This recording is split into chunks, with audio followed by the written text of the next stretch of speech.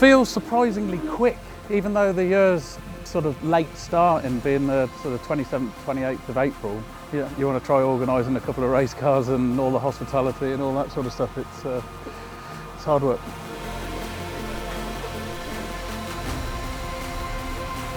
Mikey Doble came to our attention basically. You know, his journey in motorsport hasn't been a particularly long one.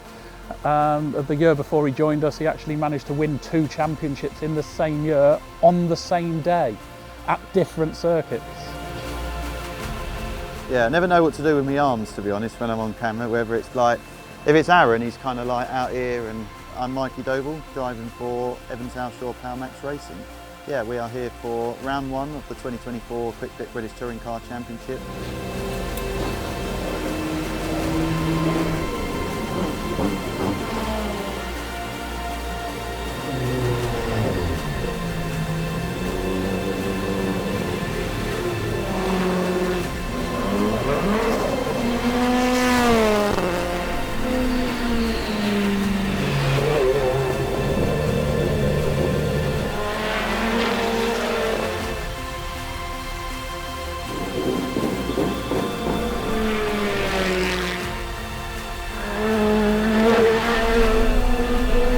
Mikey's definitely a quick driver. All he needed to do was find his feet in the British Touring Car Championship, which, you know, we were confident he would do that, but for us it's about really understanding that it is a team approach, that, you know, we can't do this without everybody that's in the team.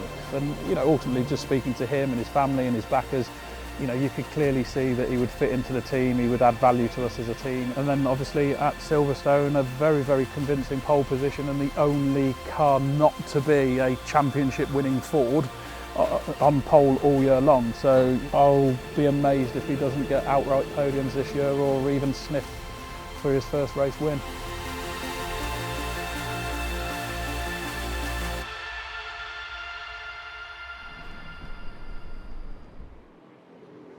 Mikey, I've got coming down to demo the 600 RR. Yeah, no problem. It's down in about 20 minutes. Cool. Starts up, that's a start.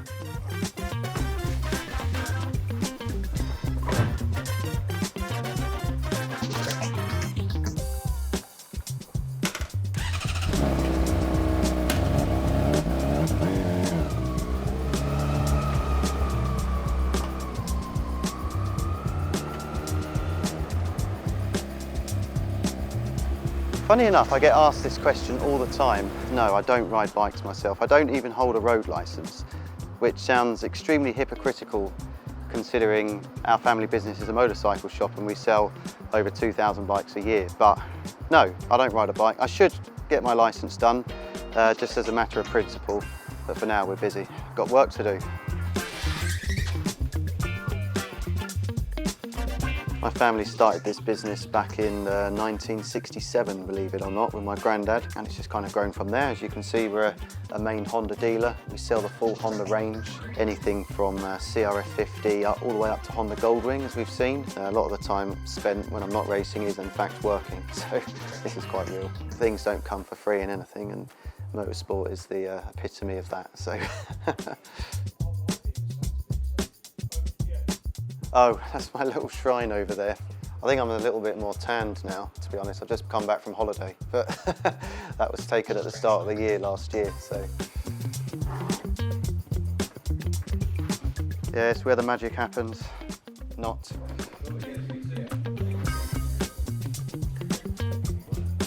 Oh yeah, I can see that. Okay, cool, I'll let the customer know. Thanks very much, finance, bye. There's a finance company. Someone's just had some good news about their finance for their bike, so yeah, nice phone call to make, I suppose.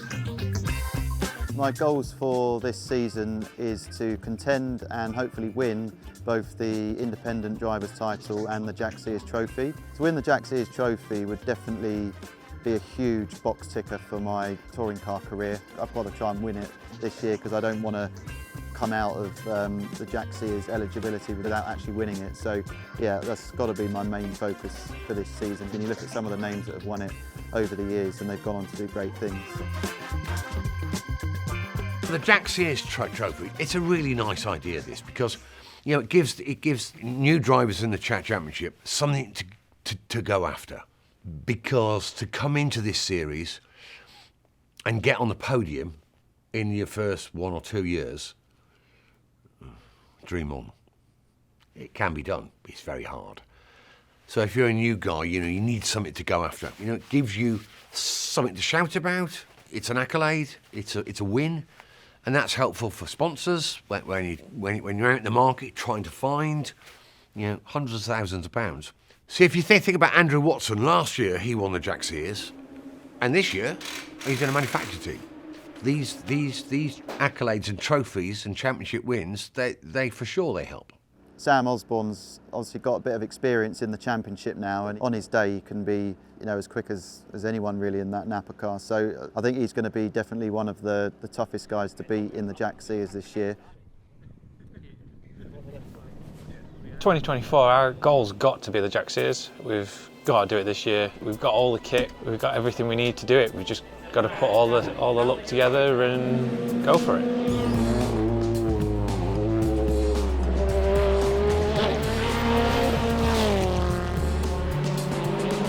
So basically we're in a group of 10, top 6 go through to Q2. So yeah, it's top 6 or bust really. In Sam's group, we've got Ingram, Camish, Doble, Morgan, Moffat, Watson, Pearson, Aaron Taylor-Smith and Halford.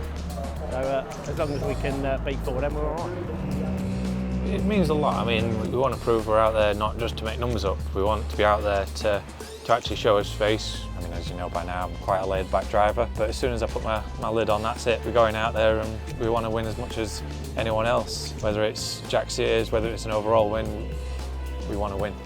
So Q1, Group 1 is underway, so it's half the field, remember, and it's for 10 minutes, and we're looking at the fastest 6 drivers from this group to progress.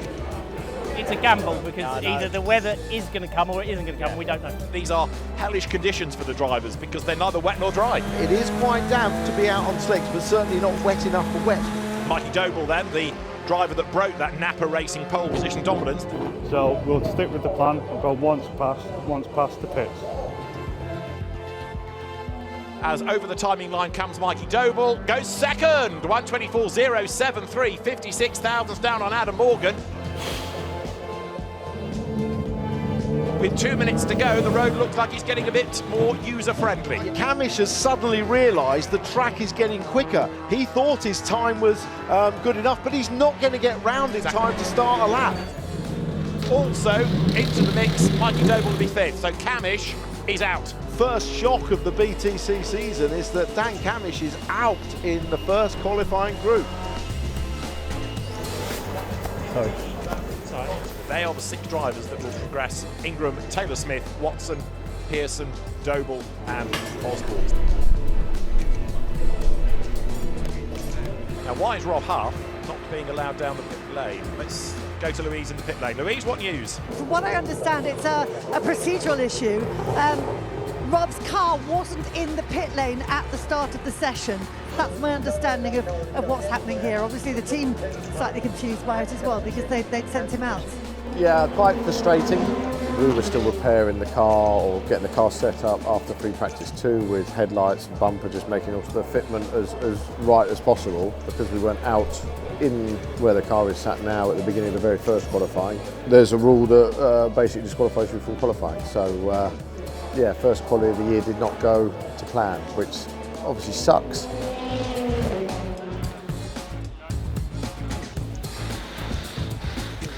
Darrell de Leon up towards the timing line in the Cupra. That's going really nicely, which is great to see. And credit to the Duckham's Racing with Bartercard team. It's all been very, very late to get this car on the grid. It was only being wrapped in its livery last night. Tell you what, it was really weird. I thought it was really boring at first, sat outside at track. Yeah, to be fair, you're the only one thinking this is boring right now. Quite intense really, especially with it being mixed conditions. The track's always evolving, lap after lap after lap, and I've not been out there for the last 15 minutes or so. And that's Colin Turkington to go fastest into the 8s now, 68.772. You start to think, well, there's a lot of things that they're feeling, and I'm not, because I'm sat here in the pit lane waiting. So Cook has just done a 10 dead. De Leon has done a 10.5, so it's definitely dry out. 29-degree rears, we should have 4 laps, so we've got time. Now we'll start to see who drops out of the top 6. This is where it gets really interesting. Come on, Samuel.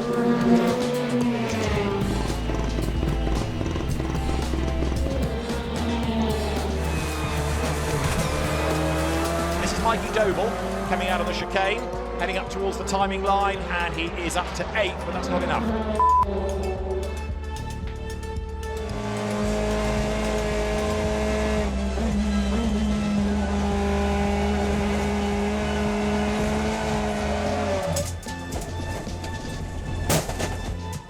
Oh, red flag. And that's why Sam Osborne is off the road. Oh yes, he spun across the track, hasn't he, coming out of the old hairpin across the circuit. Yeah, it's not been a good session so far for Napa Racing, has it? They've now got a damaged car. They've got 2 cars out in the first part of qualifying. You're a passenger at that point. A tiny bit of extra rotation came from the wet curb when we ran out of road, and I just couldn't recover it, unfortunately. But she's not too badly damaged. It's mostly cosmetic. Got a bit of work to do, and yeah, we'll be out tomorrow. We were all looking forward to that session as well, because it looked like it was going to be quite exciting, and I suppose it was, just at our cost. Darryl DeLee on 9th overall though, fair play. Absolutely, really good, really good. Yes, brother! Well done, Darryl, lad. I don't even know, to be honest. I'm just judging by everyone else's reaction. I'm really happy as well because yeah, it's been a long off season and a lot of hard work's been going into it. So yeah, just really proud of myself and the team to be able to achieve a good qualifying result for our debut weekend. So yeah, I've been told I qualified 9th, so I think it's 9th. But yeah, my plan for tomorrow is just to have 3 good finishes. So we just have to see how it goes, really.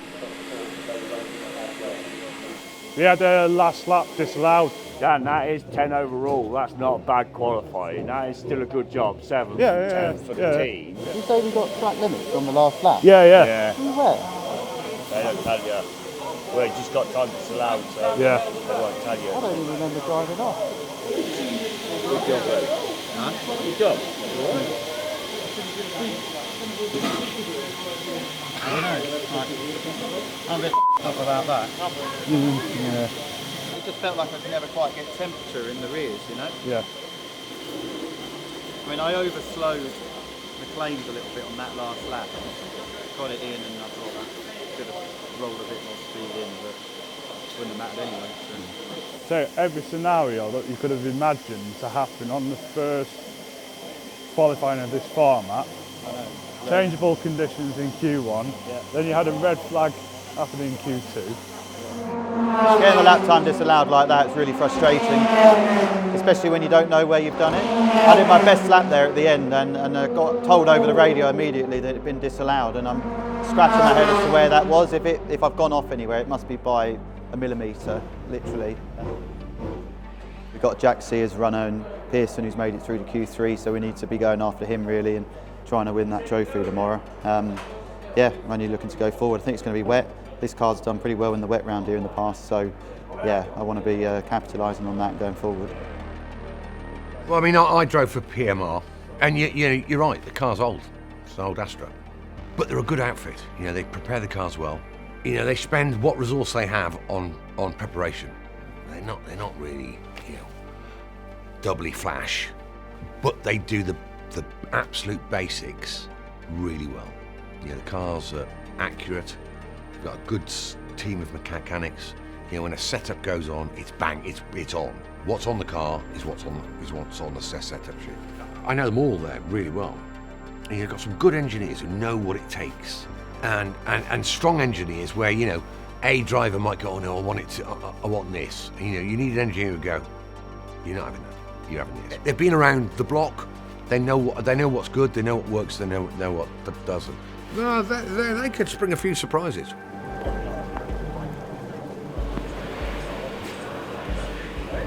What's the general feeling about it, the qualifying? I like the format. Right, okay. Yeah, I like the format. It's just trying to play with it. You'll get it, son. Yeah. Finally, Tim, it's nearly time to go racing. Yes, all the talking, all the hard work over the winter and the extensive delay today due to the weather, we can finally go racing.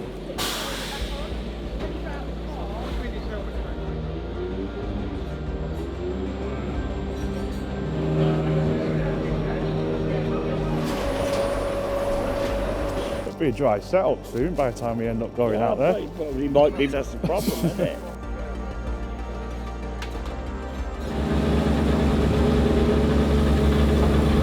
Just had an update on the start time for this, 12 o'clock. That's 13 minutes away, just under.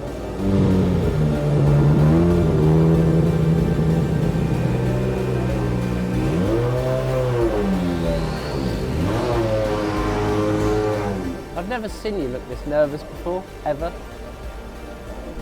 How long have you been doing it? Still doesn't stop the nerves, does Well, means you care. Last couple of cars in place here at Donington for the opening round of the kwikfit British Touring Car Championship. 18 laps, Tom Ingram on pole, a wet and greasy road. Season 2024, after a long hold, is go, and a good start made by Turkington. A lot of wheel spin from the two front-wheel drive cars on the front row. Sutton goes backwards. Ingram is going to lead, or is he? Because to the outside line, Colin Turkington tries to level with him. Yeah, the two BMWs make great starts, as you'd expect, but Ingram managed to hold that first position into turn one. Driver in the background, that might be Osborne off the road, but certainly at high speed into the barriers goes one of the Fords. It is Sam Osborne up the road and out of the race. One of ours.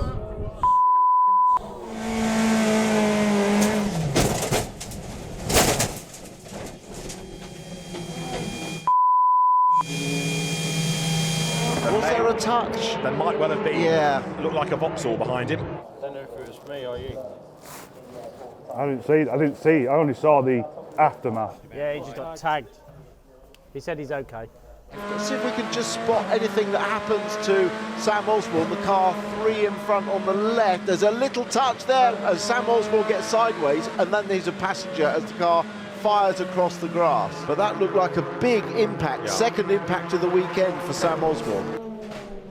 Got collected going into Craners, turned me round, I was pointing into the field, so that was a bit scary. That wasn't definitely on my plan. By that point, I was just a passenger. I was on the grass. It all happened really quick, and yeah, just nothing really I could have done to save it once we're on the grass.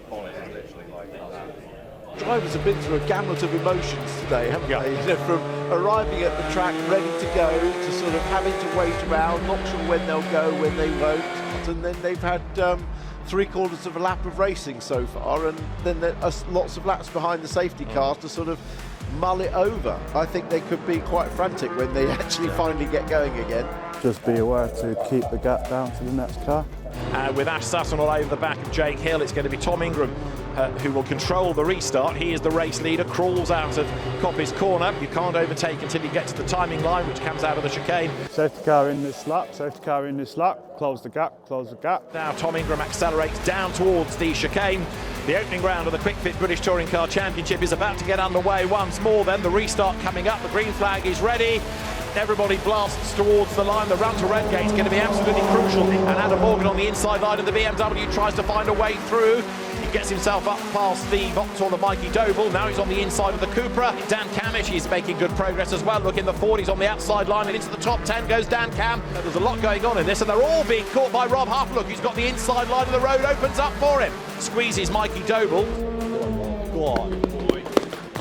He is such a fighter, Rob Huff, and he has so much experience in so many cars. Oh, there's a touch there. All three of them get together. Do they keep going? Huff's got his foot buried to get through the gravel. Rowbottom is at the back of the pack.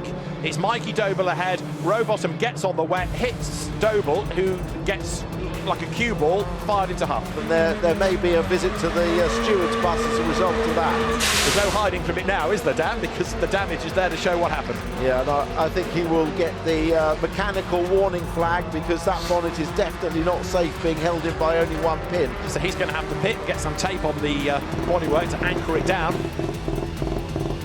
Ash Sutton then trying to force a way through on the inside line, and he has done so. Ingram's got a big lead, but Sutton versus Hill for second place now as they come toe-to-toe, side by side, down towards the chicane. Hill's not picking it up, is he? No. Yeah, the front-wheel drive car with the front-wheel drive engine braking, as well as the weight transfer, definitely gives it a bit of an advantage in the braking. He has been very defensive into there. And to win the opening round of the 2024 QuikFit British Touring Car Championship, Tom Ingram wins at Donington, Ash Sutton second, Jake Hill third. And that is a statement from him. He's shown Ash Sutton that he's serious this year. Dan Rowbottom coming back into the pit lane and not taking the checkered flag on the track as a consequence. Sam Osborne we lost early on, so not a great race for Napa Racing UK. Damage was quite heavy. I mean, that part of barrier, there is some tyres there, but there's not a lot of tyres, and behind it is concrete. People tend not to get to the barriers around here. The idea is you have a lot of runoff to collect the car and sort it out, but when it does go wrong, you know about it. I'm definitely going to rake tomorrow, but yeah, it's pretty much done. Everything at the front, both rods. One of them things, we'll dust ourselves off. Dads will do everything they can to get us back out. I mean, it isn't a contact sport, but nevertheless, because the cars are so equal, there always is a bit of action. You know, there's a bit of contact. It's probably contentious for me to say this, and everyone will go, "That's rubbish, he's lying." But we generally don't go into a race wanting to make contact with people, but it happens. It happens. You know, the cars are all within a tenth of a second of each other. Remember Pat for Mike? We finished P13, second in the Independence and second in Jack Sears. So I sustained damage from the contact from behind, which then shoved me into a car in front, and then I had overheating issues towards the end. It was sitting at sort of around 100, 102. Okay. So I was having to dip out, find clean air and that. Yeah. I were going to say it were looking reasonable, but if you look up in the sky right now, there's a giant, threatening, dark cloud above us. That's also metaphorically as well. But yeah, we'll get back out there and we'll actually show what we can actually do. You've got to maintain that focus, that determination. It's 30 races. A lot can go wrong. You know, the most important thing, which I wasn't so good at this, is you just got to score points in every race. You almost got to be a bit more consistent rather than going for the wins, and I went for the wins because you got to kiss the girls. But actually, had I played the percentage game, which Colin Turkin is particularly good at, I would have won probably another 3 or 4 chat championships. It's tough.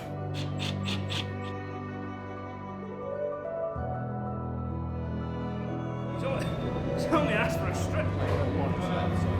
Take your side as well. Swing the egg in.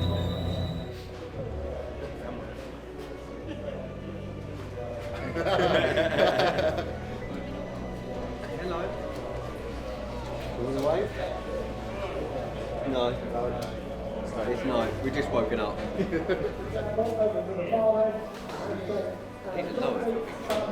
Go fast. Don't crash. Try and beat Tom Ingram is my game plan. Yeah. Just to go forward.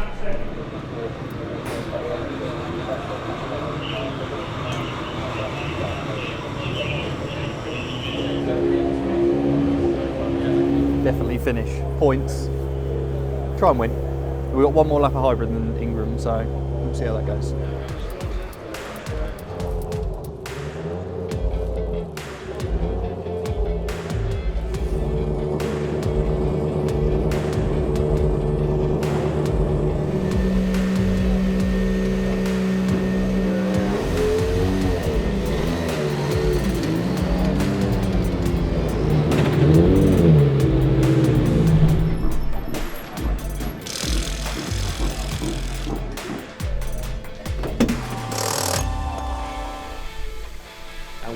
almost set, ready to go racing. There is Robo coming out of the chicane. Tough first day for the man that was on pole position for the first race of this event 12 months ago. Everybody then in place with the exception of Sam Osborne, whose car is missing, not repaired after its big accident in race 1. Good start by Jake Hill, as you might anticipate. Gets ahead of Sutton. Turkington up on the inside, but he gets the door closed in his face. Hill round the outside of Ingram. Ingram keeps on coming, but Jake Hill has done it from third on the grid to lead into turn 1. But they'll be attacking him round the rest of the lap, seeing if he's got his tyres up to temperature. They know he's vulnerable with the cold front tyres. I don't know how to play this one, but I'll let you know as soon as Ingram or Hill is using hybrid. The problem is I don't know whether you want to use it on the lap they're using so you don't get gapped, or whether we can get back to it, so we want to make sure they get stuck into each other, then you'll get back. The lock-up was from Turkington. That'll give him a lack of confidence for the rest of the lap of breaking into the chicane, and immediately past him comes Josh Cook. Sutton really quick out of the old hairpin. Now plans a move against Ingram. Almost level with him on the inside for Schwantz curve. If you can't get the job done, he'll be on the outside for McLean's. Job almost done. Leans on Ingram. Back through goes the Hyundai, side by side into the corner, and it's Sutton that gets roughed up. Is that Ronan Pearson? Yeah, I think it is. He's gone off the road, finds a big puddle and a bigger puddle and another one, and hopefully can get himself off that friction-free grass. He's just about done it, but Ronan Pearson, who was in 6th place, tumbles down the order. Water has been brought on the left-hand side of the back straight. Taylor Smith up into the top 6 now. Camish is 7th, then it's Moffat, Morgan and Doble to round out the top 10. Nose to tail on the run up towards McLean. To the inside line goes Camish, he goes through. There was room given to him. Now Ingram, look at this, up the curve. Tries to get alongside Jake Hill, going towards Hollywood. He's got the quicker line, he's got the tighter line, and he's got the lead as well. Ingram goes through, fantastic. That was a great move. And look, Sutton's going to slide down the inside as well.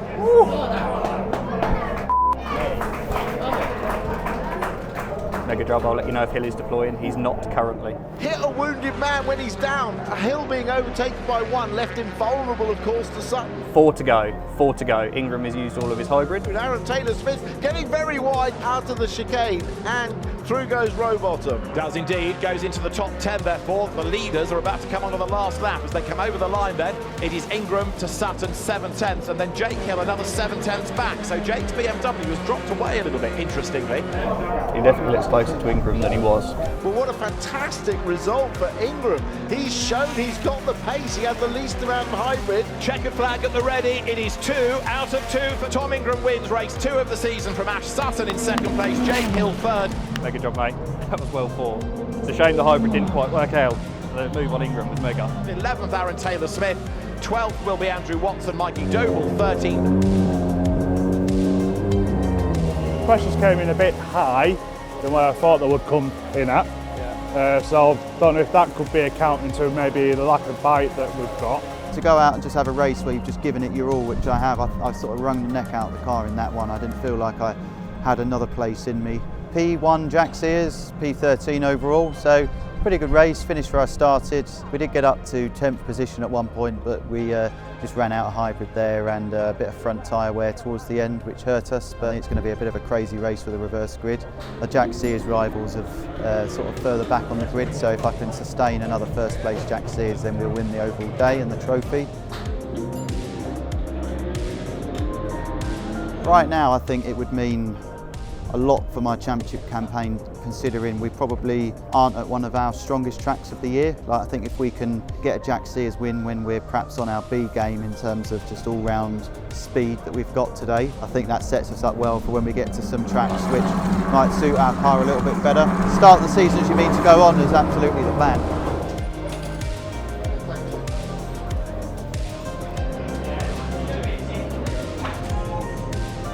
Race 2 was really good. It's the longest stint I've done in the car, so really useful just to learn as much as possible, just to feel what the car's doing and all the rest of it. But the car was strong, I felt strong. Half looking right now, oh great move down the inside into the old airman. Yeah, we got up from the back up to 9th, and then we might have had a word with our friend Tom, who very kindly pulled my number out of the reverse grid draw. So yeah, we're starting on pole for the final race. There's a few more little tweaks to the car just to try and put it again in the right direction. We'll give it a good go, see what happens. I've gone back a long way with Rob. He's really very tasty. He's a great racing driver. One of the best. But he's going to find it tough, I really think. You know, these cars are a bit quirky, they're hard to drive, they're hard to get the right setup. And he's been out of the UK scene for a while, so he's got to kind of learn again who do you give an extra little bit of margin to, you know, the psychology of racing against these guys. I mean, they're all different individuals and you can race in different ways. But for sure, once he gets the car set up to his liking, I'm sure he'll win some races. He's world class.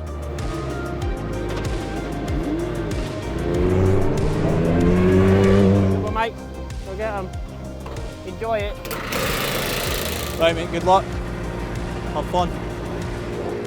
Lights out, blast off, great start by Morgan. Can he clear the Toyotas? He's got past one, he's almost got past two, and Turkington comes up to have a go as well, and Morgan with an absolute peach of a start. Drama in the background, Darryl De Leon off the road at high speed, he's in the gravel.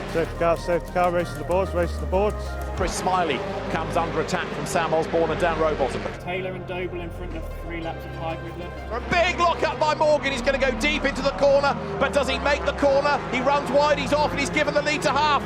Yes! Come on! There's Dan Rowbottom at the back of the queue as well, looking to gain some ground if he can. And now Rob Huff trying to build that lead, but Aidan Moffat likewise trying to use the hybrid to catch back up again. No, I told you Moffat had some pace. He's got some serious pace this weekend, that boy. And that is Sam Osborne, whose car is disassembling itself. Osborne is 15th, but that could be a black and orange mechanical warning flag given the damage on the side. Oh, that's Sam. Yeah, the headlight's now gone. And the left front wing. Yeah. And that's a really bold effort by Sutton. Through he goes, gets up to 4th at the expense of Turkington. Go on, Ash. Oh, we've got a move for first, and through goes Moffat on Huff for first place up at Coppice.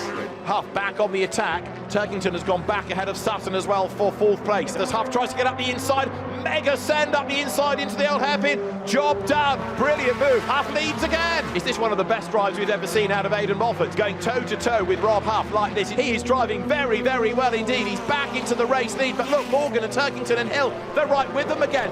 If he doesn't get through on this lap, he's going to find it very difficult. Oh, a little bit of rubbing in there. Whoa. And here is Ingram having a go at Sutton for 3rd place. Ash wasn't expecting that. That takes the pressure off Turkington because with damage, all of a sudden, Ash Sutton was sideways and having to defend, heading towards the right and the left and then up towards the line. It is going to be a 5th British Touring Car Championship win for Aidan Moffat, who comes across the line. Moffat wins at Donington, Turkington 2nd, 3rd Sutton. Yes! Really impressive drive by Aidan Moffat. It'll be a really happy team, that's for sure. Door open, as he gets. Great big cheer goes up. Aidan Moffat wins race 3 at Donington under huge pressure. Had a great early battle with Rob Huff.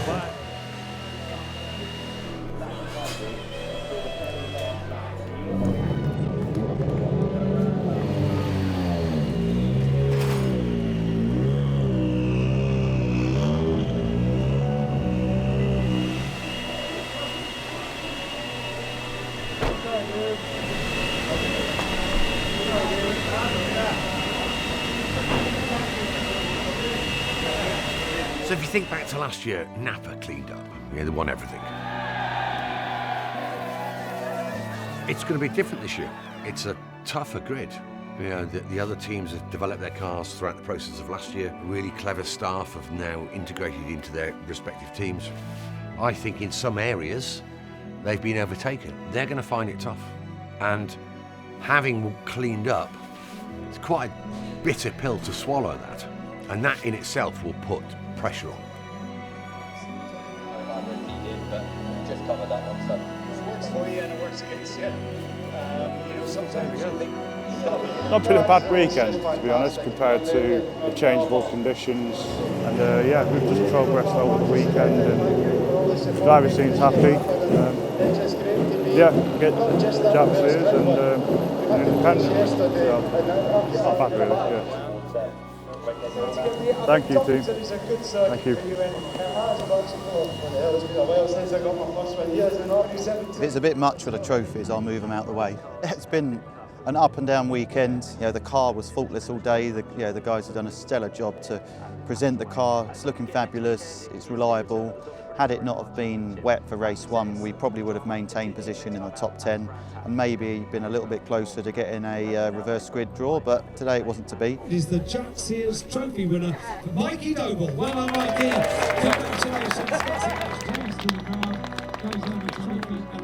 You have to dig deep, you know, we didn't have the ultimate pace today to really challenge some of those manufacturer teams at the front for perhaps overall podiums, but you know, championships aren't won in one weekend. You know, we could have easily overdrove the car, maybe thrown it off in the gravel like some other people did. But yeah, I mean, there's still lots of positives personally for me to take away. To get a Jack Sears win today, I'm over the moon with that. And the winner, what a race it was, Aidan Moffat!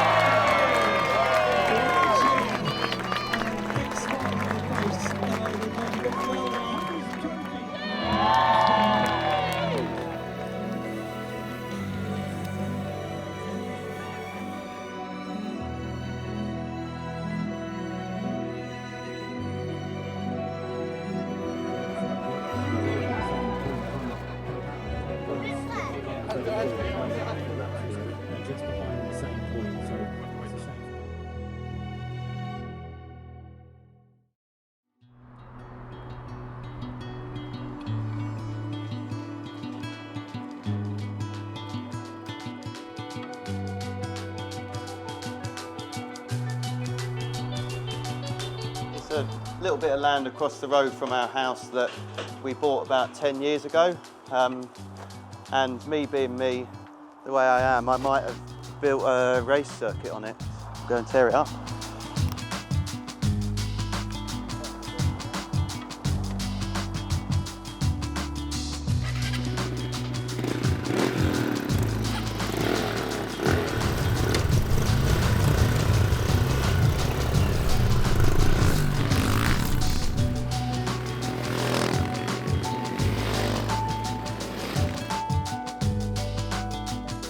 What do you reckon, guys? You fancy a race? Yeah, I reckon so. Show you up. A little race. Okay, right. 3, 2, 1, go.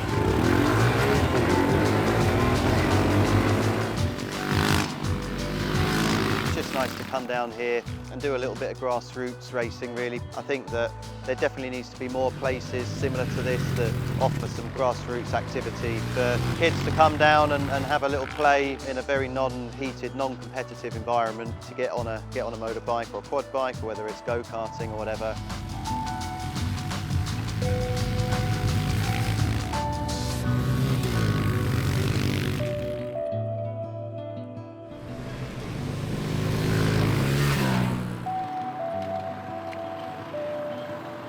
Great race. What happened to you, Isaac?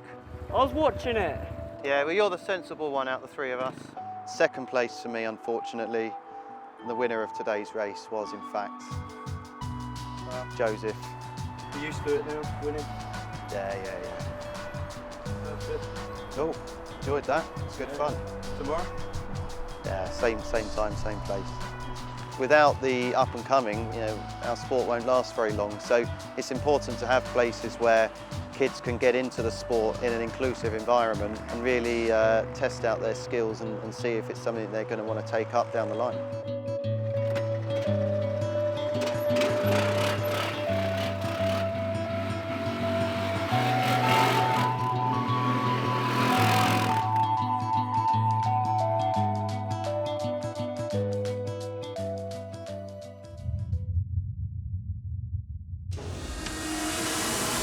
It is really, really hard.